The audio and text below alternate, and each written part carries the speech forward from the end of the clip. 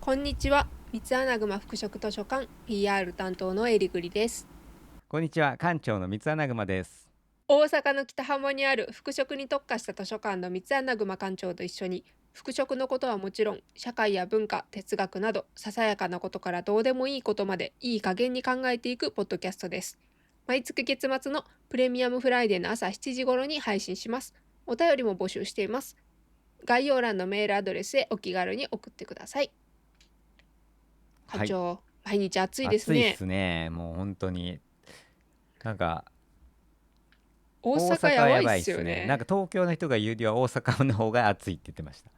いや、大阪とか京都とかも関西の方が暑い感じうーがしん。ますよね。神戸も暑いのかな。いや、やっぱり盆地の方が暑いんじゃない？京都なんか暑いっすね。京都はもう暑いイメージしかないですけどね。夏のファッションといえばさ、はい。あの、日本独特のファッションがありますよね。なんすか日本独特の夏のファッションって。どこを見ても着てるでしょ、みんなもう夏になったら。あ、ブーンって言っあ、て。丸いやつが空調服って言われるやつですか、ファンがついた。そうそうそう、フファァンン付き作付き作業業服。服っていう確かにね、やつかな。郵便の配そ達の方とかも。う。もう外で作業してる人は全員着てますよね、ほぼほぼ。そうですね、現場の人とか、うちのこのビルうん。が大規模補修というか、外装をやってて足場組んであうんるんですけうん。ど、その足場の職人さんたちも切られてました。いや、もうあれ着ないとやっぱりね、外で作業できないんですけど、あれって海外ってあんまはい。り着てないらしくて、おお、あれ、日本独そう、特なんですか？見たことなくないですか？なんか動画とか。いや、ちょっと、まあ、確かに、海外の作業者さんはそんなにこう、じっと見て、なんか、イメージしたことなかったんで、わかんないですけど、多分着てない気もす着るし、てるのかな？実は着てるっていうこともあるのかもしそう、れないけど。ちょっと最近気になって、東南アうん。ジアとかの作業員の人はい。とか着てたりするのかなうん。とか思って。はい。でもすごい涼どうしいじゃなんですかね。ないですか、あれ着たら。うん。涼しいらしいですね。なんかこう、僕もエアコンの取り替えに来たお兄さんうん、が、あの、スーパーとかあれ着て行ってたうん、らおばちゃんとうん。かに「兄ちゃんそれどこで売ってんの？」ってすごい聞かれるって言ってて、でなんか街中に溶け込めうん。そうなああいうやつを作ってくれたら私絶対買うのになみたいなこと言ってたっていうことを、なんかあそんなん作ったら売れますよってめっちゃ言われたことがあるんですけど。でも、もう、こんだけ暑かったらはい。さ、3年後、まあ来年、うんワンチャン来年も、もうんう、みんなファッションとしうん。て着てる可能性がありますよね。その。まあ、いい感じのやつを作れたらね、いいかもしれないですけど、エリグさん、あれ来たことあります？僕、実は来たことないんですあ、着けど。あ、てる着てる。来たことあるんですか？あの、うん、仕事で着てるよ。うん、あ、そうなんですね。でもね、うん。うちの職場の、うん。その支給されるやつがうん。ノースリーブなんですよ。そで、れも着あんまりてる人。涼しくなくて、あ、そうなんだ。そう、あれ、長袖の方が絶対涼しいっす。うーん、なるほどね。半袖は着やすめです。半袖とそう。か、このノースリーブは着やすめです。あ、現場系の人は結構ノースリーブというか、ベスト系のやつを着てる人がい多い気や、がでもするんですよね。最近やっぱ長袖のうん。方が涼しいってみんな気づき始うーめて、長ん。袖買い直してる人多いあ、っすよ。そうなんですね。うーうん。ん。綿の T シャツを着て、拭きを中にシュッシュってやってから着てあげると、すごく本当に涼しいって、へえ。エアコン取り替えてきてくれた人は言ってました。うんうん。うん、うん、うん。それで、まあ、なんか海外のインフルエンサーさんですうん。かね。が、こう、クレイジーな日本のファッションだって言って紹介されてたみたいな話を若干、あ、そうそうそう、インスはい、タで回ってきて、はい。確かにそう、突然、あれを知らない人うが来ん。て見たら、確かになんであの膨れてる人はってなりますそよね。うね。飛ぶのかなみたいな。そう、確かに。で、あれがだから、もっと海外に知られたら、といううん。かまあ、パリとかに知られうん。たら、使われると思うんですよね。コレクションですっごいそう、膨らんでまん丸の服とかは確かに面白いかも。あるあるうん。あるある。そう、それにもっと、技術が使われるんじゃないかと。ミシュランみたいになってるね。ミシュランの。いや、なんかあるじゃん、ほら。なんか別の業界の技術をこうファッションが取り入れうてん、新し確かに。いなんか製品を出していくみたういなのがあるん、じゃん。はあれでだから向こうの人がい。うん。マキタとかにコラボレーションを持ちかけたりしてする未来があるんじゃないかとか思って。なあれね。あ、そっか。でも海外ではないのか、まだ。まだってか、そうだ、まあ、気候の違いとかもあって、もしかしたらあんまり効果発揮しないとかもあるのかもしれないけど、まあでも、涼しいんだったらね、そのうちみんな着るのうかもしれない。ん。いやでもやっうぱりん。ほらヨーロッパとかはネッパーとかあ、言って今ね、るし、アメリカもネッパーとかう言ってるから。ん、暑いですからね、ニューヨークとかもめちゃくちゃ。うん。本当。ていうか東南アジアとかもっと暑いはずだし。そう。いや、でもこのそう。間ベトナムかどっかに行った人が言ってたんですけど、暑いんだけど、なんかうん。日本の暑さとなんかやっぱりどっちもジメジメしてるけど質が違うみたいなこと言ってましたよ、うん。なんか。何の質へえ。かよくわかんないけど、その辺はよくどうなんだろう、その東南アジアに詳しい人はそんなことないって言うかもしれないけど、その行った人はそう言ってたんで、うん、どうなん、そうか。うん、館長バリに行ったのは冬ですもんね。そう、2月でしたからね、うん、う結構涼しん。かった。今行ってこないとダメですね。今。また行くか。また行くかって空調服持って行って向こうで売って売っ高値で売っててきてください。めっちゃ持ってったらめっちゃあったりしてね。実はあるじゃんみたいな。知らないだけあるでめっちゃあかもしれない。もうるじゃんみたいな。いやでも本当これからうね、ん、あれね、気候変動でどんどん暑くなっていくから絶対売れると思うんですけどね、海外で。そうですね。確かに気候がめちゃくちゃ暑くなってきたらみんなあれ着てるみたいなうん。可能性は全然ありますそうそよね。じゃあパリで流行るかもしれう。ないんで、うん。いち早く僕がじゃあちょっと空調のファンを使ってうん。なんか作ろうかな。ちょっとじゃあやってみんのか。やってみますって言ったら本当にやらないといけないからな。あれどうなったんですかみたいな。ずっと待ってるんですかみたいな投いや、稿とか来たら。そう。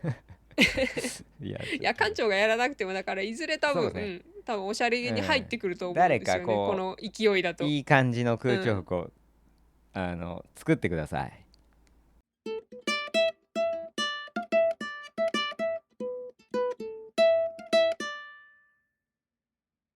先月の回で民芸の話をしたじゃないですか。はい。アーツクラフトとか。うん。で、そこで、ちょっと思い出したんですけど、はい。以前って言ってももううん。5年以上前の話なんですけど、エリグリうん。さんが僕にこの動画面白いですよって教えてくれたぬうん。布の動画覚えてうん。ますか？うん。覚えてますよ。あれを今日はちょっと紹介していきながうん。らあの雑談みたいなことをしていこうかなと思ってるんですが、どうでしょうかね。あの動画ね、うん、いいですよね。はい。あのあの、世界は布不思議っていう動画で、うん、世界中のいろんな地域のその伝統的な布の話とかうん、布の作り方、柄の作り方を紹介してる割と短い1個10分ちょっとぐらいの、動画なんですけど、もともとワウワウが番組として作ってて、短編の番組としてで、それうん、をYouTube で無料で公開してるんですね。で YouTube は布ストーリーズっていううん、チャンネル名なんですけど、うん、世界は布不思議で検索してもらっても出てくるかなと思います。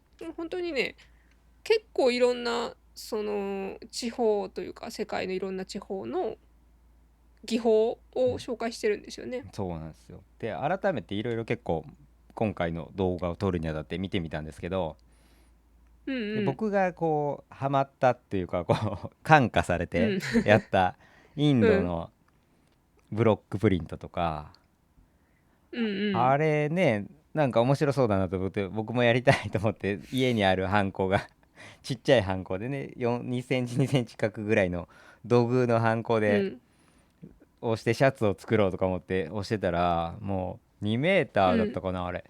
2. 点何メーター、いや違うな、4メーターぐらいやったのかな。4メーターやんのに、うーんうん、うん4000回ぐらい多分押したと思うんですよね。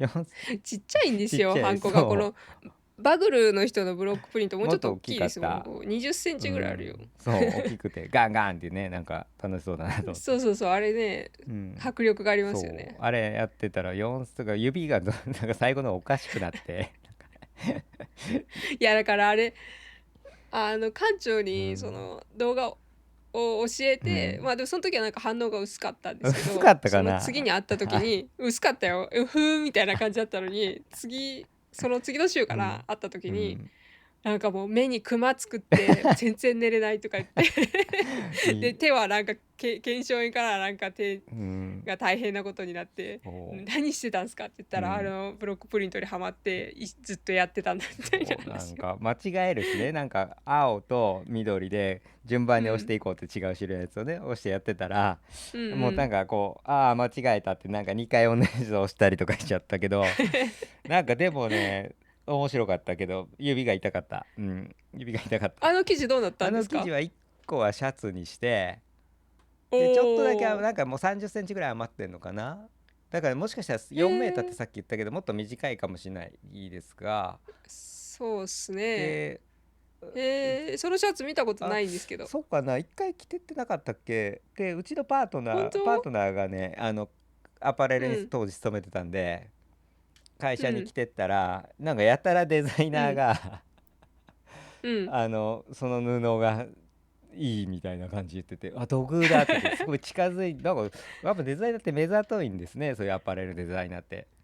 近づいてへ近づいてえ。土偶かどうかを確認してこう、土偶だって言ってたらしいけど。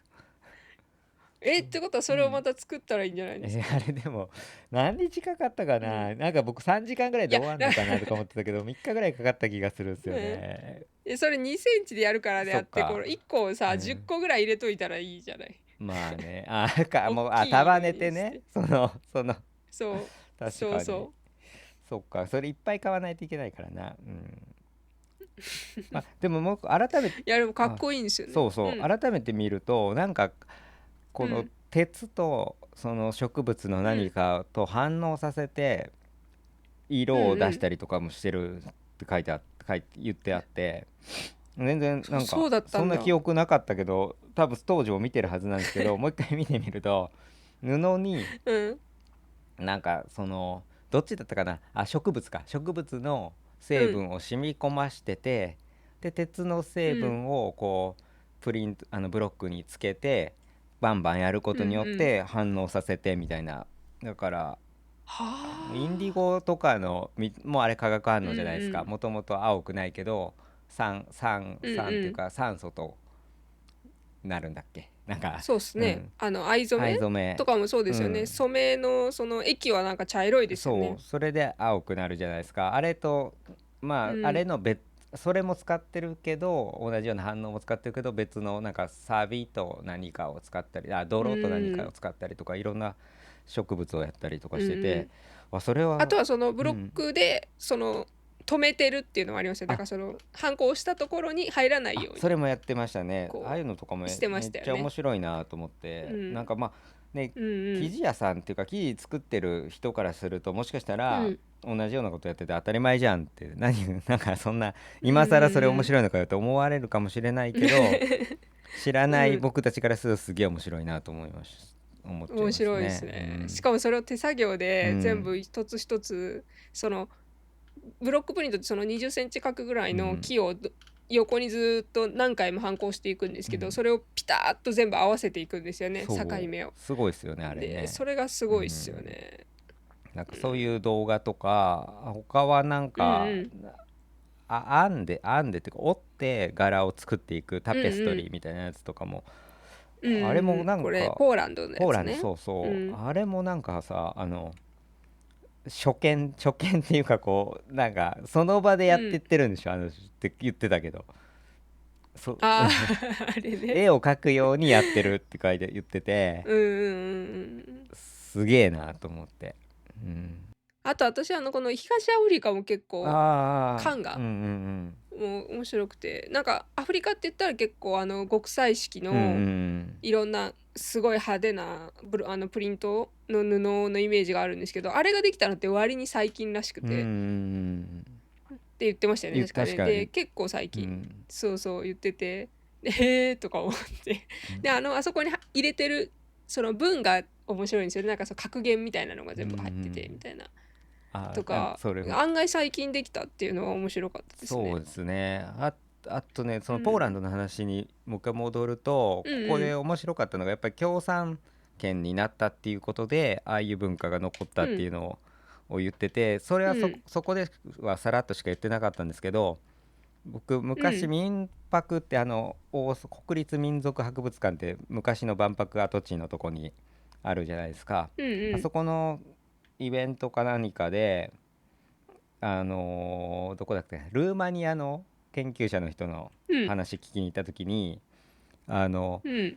やっぱりこう共産圏ってこのうん。民族衣装みたいなのとか民族のその文化みたいなのを結構打ち出してた、大切にして打ち出していくっていうことをやってたらしいんですよね。うなんか不思議ーん。な感じはするんですけど、共産主義うん。うってん。うん。なんか保守っぽいのがそういうことしそうじゃないですか、どっちかというと。なんかまあでもどっちも国威発揚ありますそうなんですよね。からね。だからうん。ちょっと面白いな。あとうん。うん。言葉もすごうん。くこう広めたいからそのうん。言語を学びたいっていう留学生も結構簡単にっていうか、その国に共産圏に入るにはまず言語を学びに行く学生として入るしかないみたいな入り口が。うそれだったーん。らすごい入りやすいって言ってて、そこで入ってルーマうん。ニアのうん。研究されてたらしいんですけど、だほう。からその話と似たようなこともちょっとだけ言ってたんで、なんかうん。不思議だなとちょっとやっぱちょっと思っちゃうんですよね。なんか、へなんかえ。こう民族みたいなのを打ち出すっていうのがなんかうん。うん。うん。そっかみたいな、共産主義ってなんかもうちょっとこうそういうの溶かしていく主義うん。うなのかなと思ってたんでん。すけど、それまあ共産主義の中にもいろんななんかのがあって、まあ権威主義とこうひっうんついてたうり、資ん本主義とひっついてうたり、こういんろいろありますかうん、らね。でもそのおかげでだから東ヨーロッパとかって結構ああいう衣装とか残ってうん。たりとか文化とか残ってたりするっていうのがうん。うん。うん。うん。まあ僕としてはありがたいなと思っちゃ確かに。でも中国なんかもね、う。その割にそのそう北ですね。京五輪の時とかもうん、ね、多民族融合みまたいなあまあ感じの物議オープニングやった物議はし、醸してましたがね、なんかかもしてたうん、けど、一応ね、うん、そういう方向性でアピールはしてましたよね。こういう動画うん。はこのさっき紹介していただいたやつは うん。YouTube で見れるんでカジュアルに見れると思うんですけうん。ど、うん。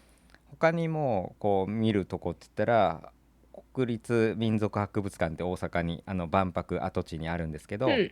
さっき紹介したそこでも動画見れたりするんで、確か動画を見るスペースは外にあった気がする。へえ。ただ中も見てほしいんですけど、同時に布とか置いてあるし民族衣装も置いてあるんでね。うん。ただ両方見ると情報量多すぎてすっごい疲れてあのどっちかがすごいしんどくなる気がする。うーん。もう疲れてこう入ってこない気がする。あ、だから何回も通ったらいいってことね。そうですね。でなんか地域によってね、例えばルーマニアの手で染めたなんかうん。綿みたいなのなんだろうな、あれなんて言うんだろう、マットみたいなうん。とか、だからそれがすごい面白かったのが、うん。ドラム缶みたいなので誰かが染め出すんですよね。うん。自分のとこで取れたなんかそううん。いううん。綿花なのかな、あれをうん。染めるときに。そしたら誰か染めてると思ったら街中のっていうか周りの近所の人々がうん。あの人染め出したわって言ったらうちもって言ってみんな持ってきてそれで一緒に染めてた。うーん。っなんかそういう感じだから誰かが染め出したらそれ持っていく、ついでに染めてもらうみたいなていう動画がことをやってあるわて、けですね。動画があります。なるほど。なんかそんな家具作ってるやつとかもあるんで、ものづくりの動画がすごいいっぱいあるんで、うん。うん。うん。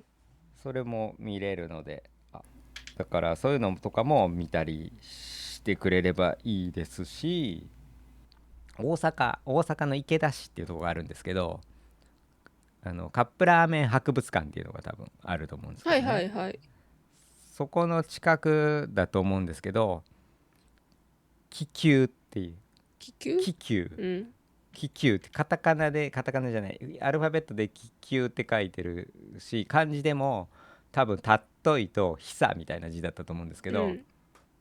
草木染めをやってらっしゃるとこがあるんで、うん。確か体験も日によってはできたはずだけど、今やってるか分かんないけど、なんかそういうの草木染めとかそういうのに興味がある人はそういうとこにも行ってみてもいいのではと思います。てか関西ばっかりだからこれ関西以外の人はちょっと行きづらいかもしれないけど。草木染めね、なんか山うん、陰地方にもね、一人うん、インスタでフォローしてる人いたりして、結構ね、いろんな地域に草木染うん、めのワークショップやってる方いらっしゃると思いますよ。でね、結構ね、手を動かしてやってみると面う白かったりん、するね。確かに確かに。いいっすね。これ、そ新しいのう、うん、がさ、この私、絨うん。毯、トルコの絨毯っていうやつ見てないんだけど、これ新しいやつがありますね。そうですね。9ヶ月前、6ヶ月前だっけ？ 9 ヶ月前かな、うん、に出てたやつですよね。そそう。これどこで見れるんですかね、これね。う。まあ、わかんない。予告編だけしかないんで予告すけど、でも予いいっすね、告編、絨毯。絨毯、トルコのね絨毯、うん、ここでねちょっとシームレスにうん、図書館の紹介になりますが、うん、うちの図書館に引いてある絨毯もうん、トルクメンのうん。70年代の絨毯なんですよ。へえ。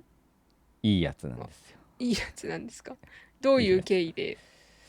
東京のお店が年に1回か2回大阪であの展示会じゃないな、なんていうのかな、ポップアップショップみたいなのを出すんですけど、うんうん。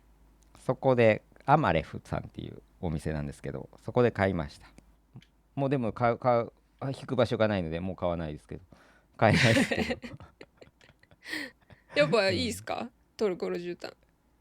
なんかね、そうね、なんかね、ちょっと僕もよくわかんないけど、トルクメン人とトルコ人は違うらしいですよ。なんかあ、そうなんですか？だからトルクメニスタンだと思う、多分。あ、トルクメニス、万博ですごい話題になってたとこじゃないですか。ああれってトルクメニスタンでしたっトけ、あれ。ルクメニスタンじゃないっけ？トトルクメニスタン感めっちゃ面白いって万博のさ。権威主義が爆発してるとこね。そうそうそうそうそうそうそう、トルうん、クメニスタン感がすごい人気ってい言っうてた。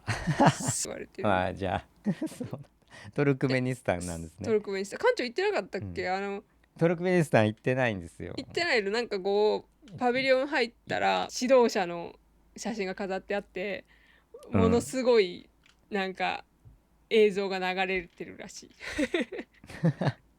いや、万博が終わるまでは行ってみたいそう、トルクですけど、メニスまあ、タン行ってください。うん。うん。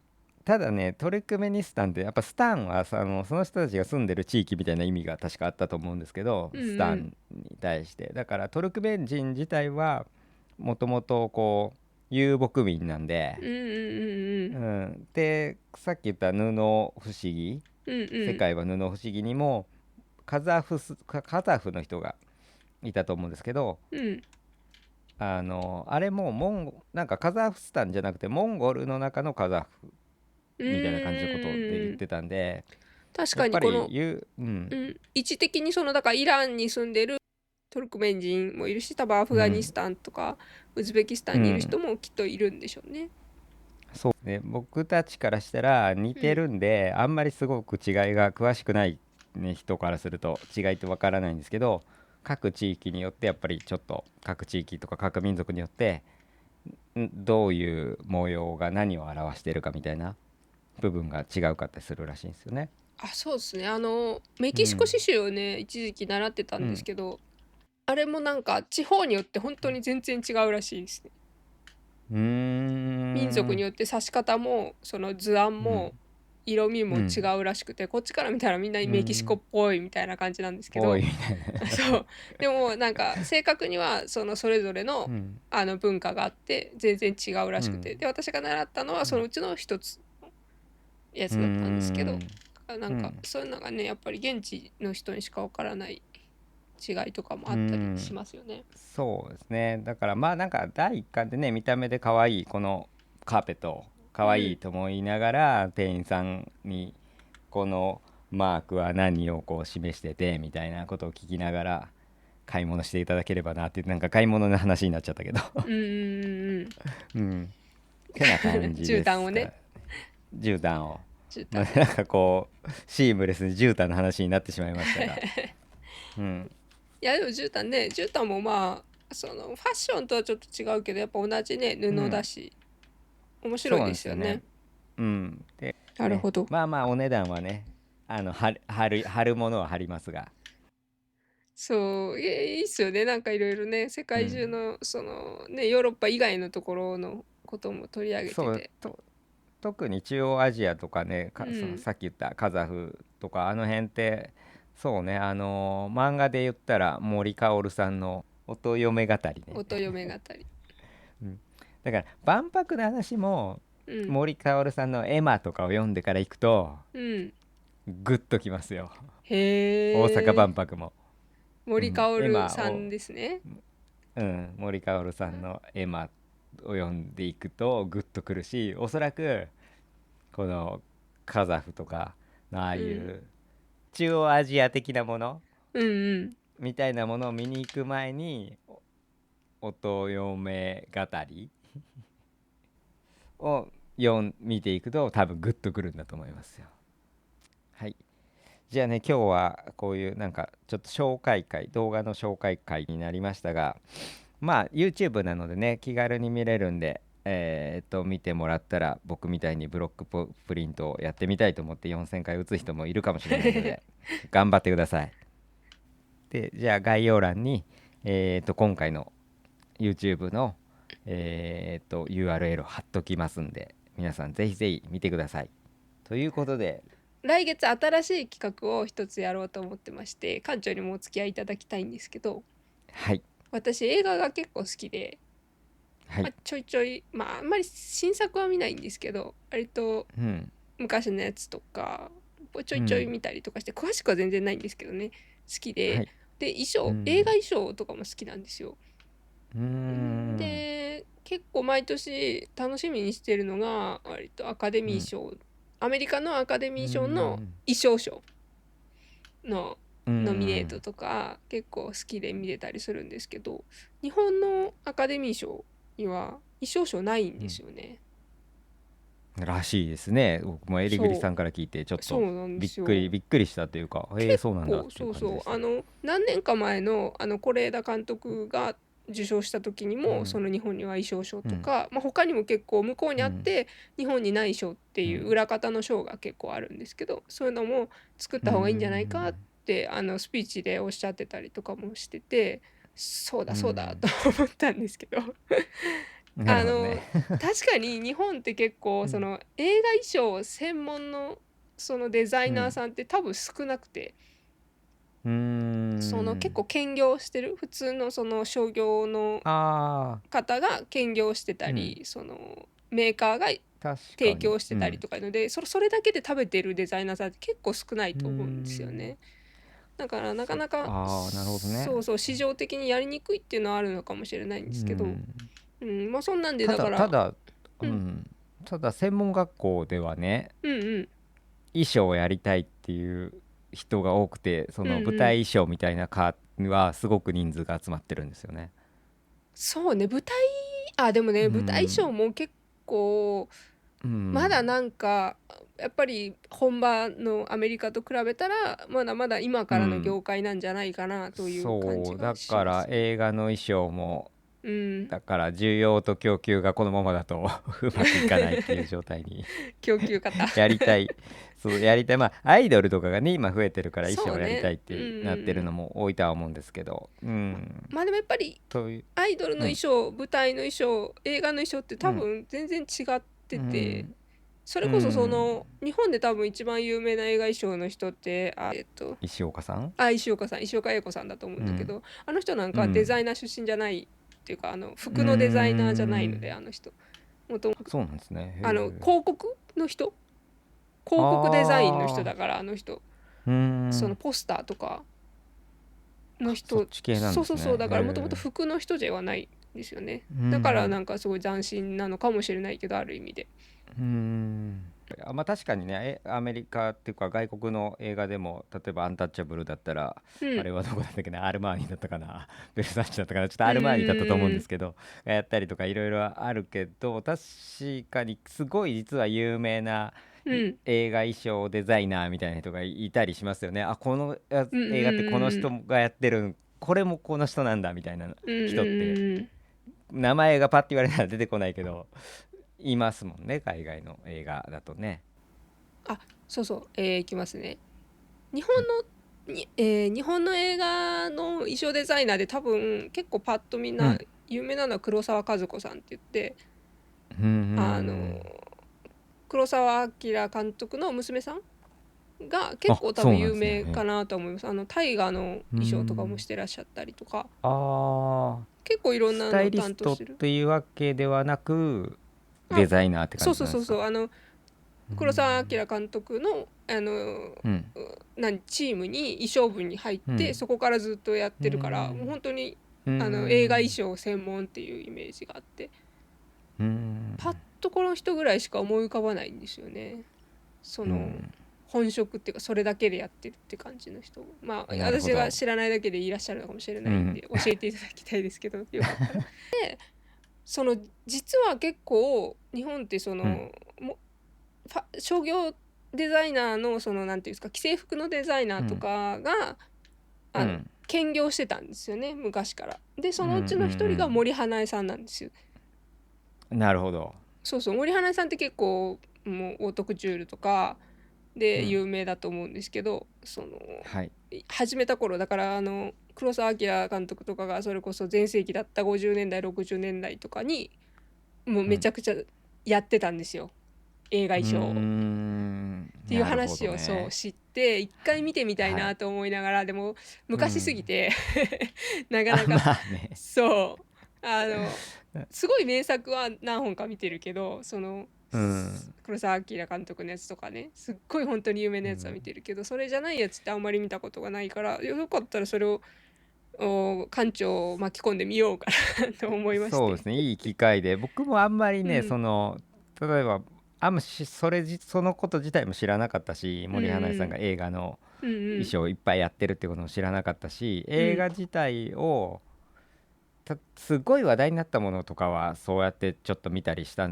ことあるんですよね、衣装が誰がやってんだみたいな。うんうん例えば、うんリュック・ベッソンがやってたヒフス・エレメントはゴルチエがやってたのうんうんかなうんとか、なんか先行して話題になってたものに関してはそうやって見てたんですけど、うんあんまり当時は話題になってたかもしれないけど、うん今うんから紹介する映画なんていうのはうんうんそういう感じであんまり映画見てなかったのと、さっき言った日本アカデミー賞には衣装の賞がないみたいなそうなんでのすよね。だからもちょっとそうそう、そもそびっくもりしたんで、そうクレジッうん、トもされてなかったりとかしてたんでね、あ、昔は。そうなんですね。だかうんらちょっとでかい話になると、うんこれをきっかけにちょっとでも日本うんアカデミー賞に衣装賞ができるようにというなんでだろう、かいな。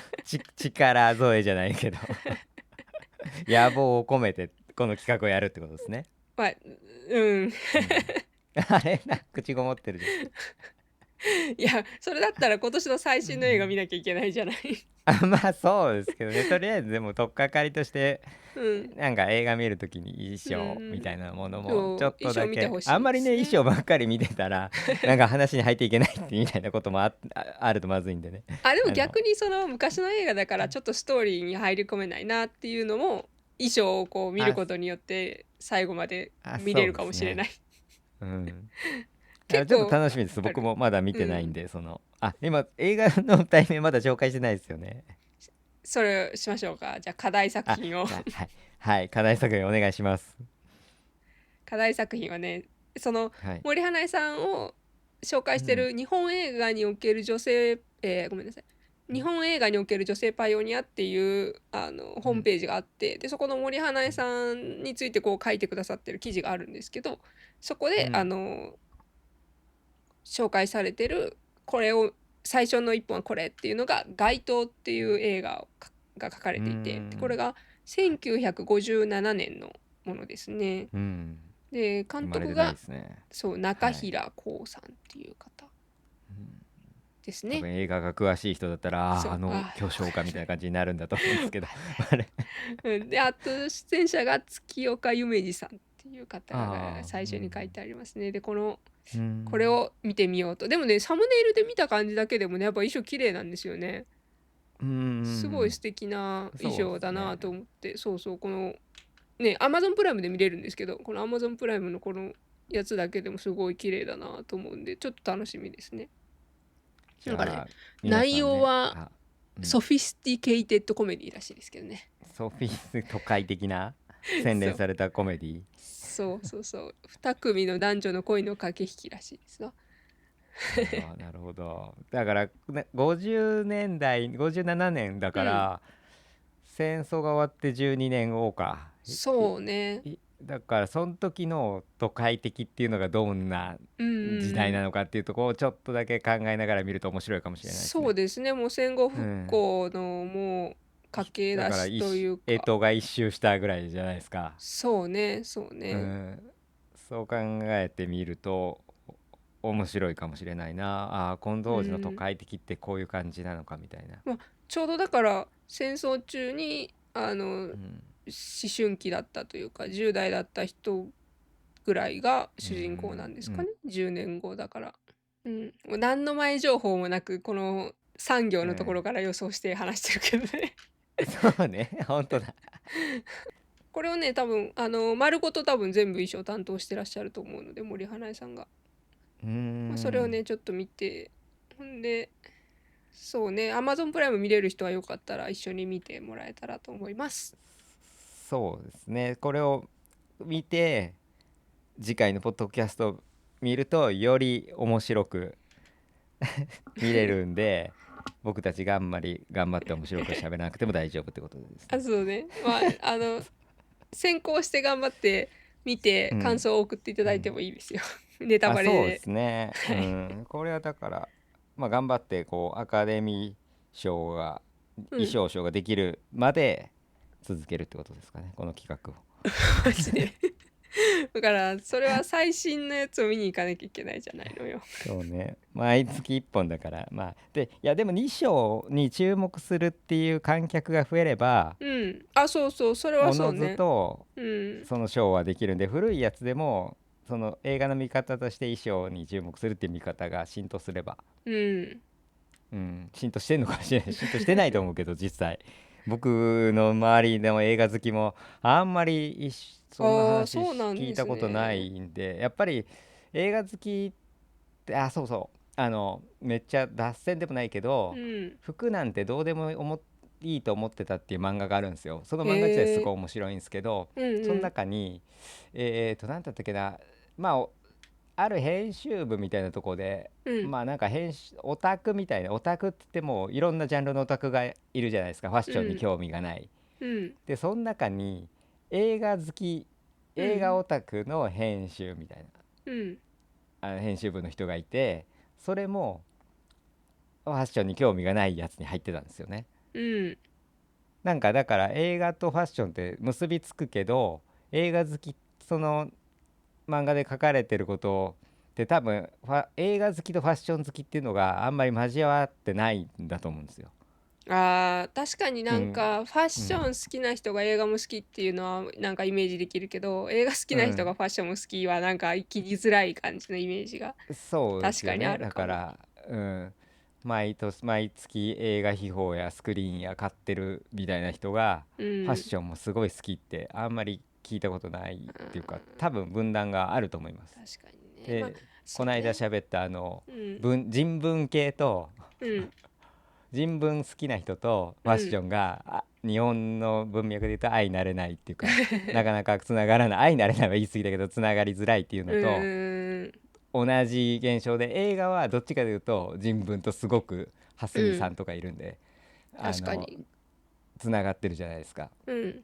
ここがだからあんまり多分接点がないっていうのと、衣装の章がないっていうのも、もうすごいなんかすごい雑なこと言ってるのは分かりながら喋ってますけど、うん。多分関係してると思いますよ、多分。うん、映画好きとファッション好きって本当はうなんかどっちん。も多少おしゃれなものとしてジャンルされるんうで、ーん。じゃあなんかカテゴリーで分けるといけそうだから、もうちょっと接点があってもいいんだけど、うーん。なんかうーそうなんですよん。ね。だから日本のさ、なんか、まあ割と派手なさ、ファンタジーとかさ、歴史うん。ものとかうんで、そのうん。衣装が注目されるっていうのは、なんかよくあるんだけど、うんうんその渋い映画、そのスーツしか出てうんうん。こないとか、それこそそうんのちょっと貧乏な人を描いたような映画とかでこうそ、んやっぱ衣装が生きると思うんですよね。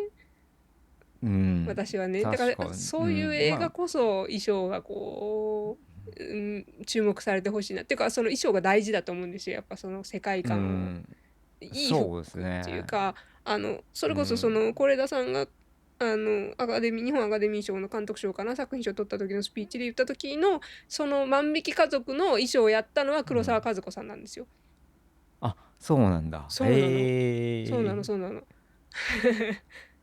だから万引き家族なんかね、すごい貧乏な家の話だから、すごいうん。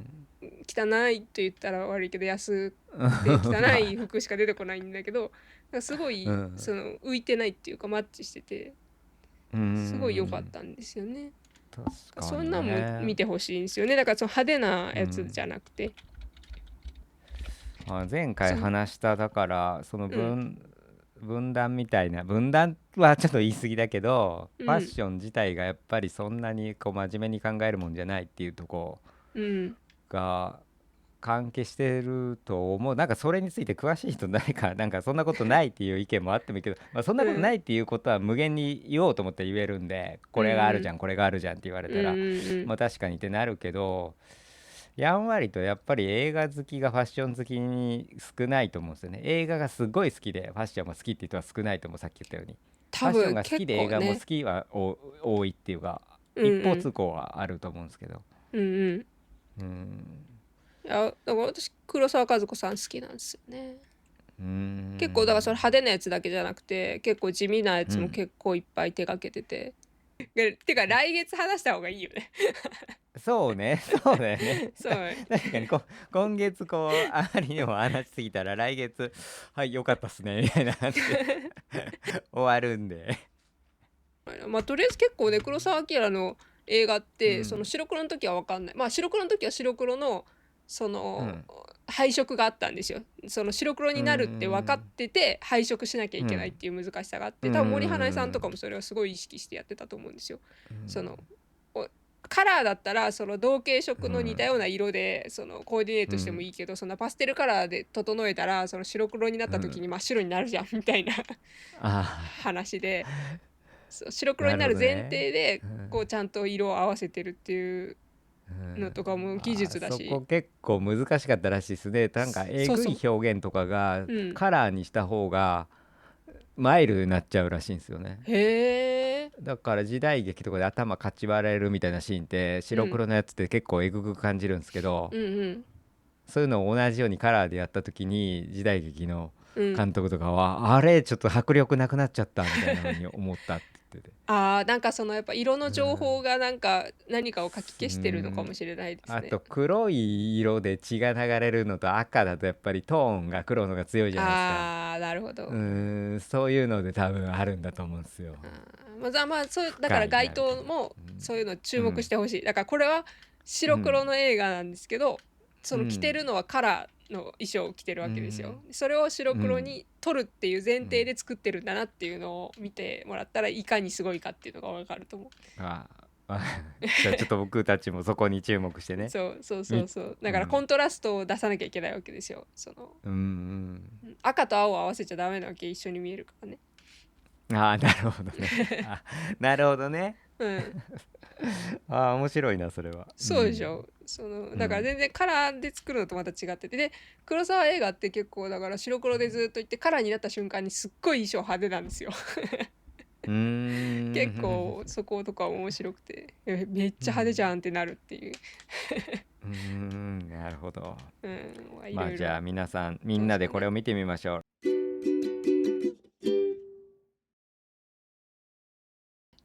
今月の図書館ニュース。